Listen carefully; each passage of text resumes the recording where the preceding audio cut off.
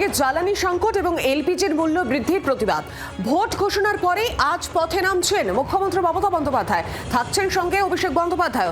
দুপুরে 2টোর সময় college square থেকে ডরিনা ক্রসিং পর্যন্ত এই মিছিল শুরু হবে। এর আগে মুখ্যমন্ত্রী মমতা বন্দ্যোপাধ্যায় বলেছিলেন যে প্রতিবাদ আন্দোলন তিনি করবেন, প্রতিবাদে নামছেন তিনি। জ্বালানির সংকট, এলপিজির মূল্য বৃদ্ধির প্রতিবাদ জানাচ্ছেন।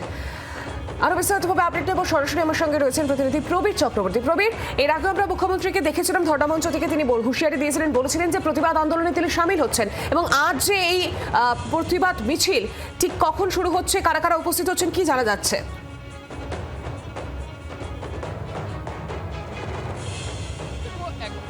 কমার্শিয়াল গ্যাসের দাম বৃদ্ধি, অন্যদিকে ডোমেস্টিক গ্যাসের দাম বৃদ্ধি, এই দুটো দাম বৃদ্ধি তো রয়েছেই। এর সঙ্গে সঙ্গে জ্বালানির যে সংকট, যে জ্বালানি পাওয়া যাচ্ছে না, গ্যাস পাওয়া যাচ্ছে না। গ্রামে 45 দিন পর নোটিফিকেশন দেওয়া হয়েছে, 45 দিন পর গ্যাস পাবে।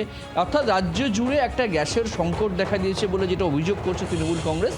তারই প্রতিবাদে আজকে স্বয়ং তৃণমূল নেত্রী মমতা বন্দ্যোপাধ্যায়, তৃণমূল কংগ্রেসের সর্বভারতীয় সাধারণ সম্পাদক অভিষেক বন্দ্যোপাধ্যায় সহ তৃণমূল পরিবার আজকে কিন্তু প্রতিবাদে পথে নামছে, যখন ঘটনাচক্রে গতকাল নির্বাচন ঘোষণা হয়েছে এ রাজ্যের জন্য। যদিও এই কর্মসূচি মমতা বন্দ্যোপাধ্যায় আগেই ঘোষণা করেছিলেন।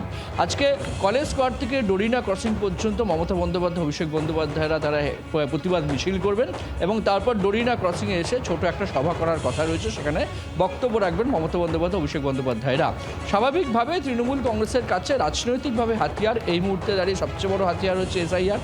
তারপর বাংলা বাঙালি দেখলে ভিন রাজ্যে, বিশেষত বিজেপি শাসিত রাজ্যে বাংলা বাঙালি দেখলে তা মারা হচ্ছে, হেনস্থা করা হচ্ছে, এই ইস্যু তো রয়েছেই। সঙ্গে কিন্তু এবার তৃণমূল কংগ্রেসের অন্যতম আরও একটি ইস্যু হচ্ছে এই জ্বালানি সংকট এবং গ্যাসের মূল্য বৃদ্ধি।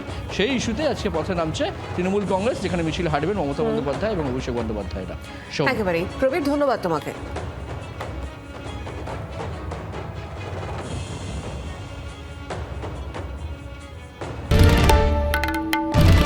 বাংলার আওয়াজ, বাঙালির আবেগ, জি 24 ঘন্টা।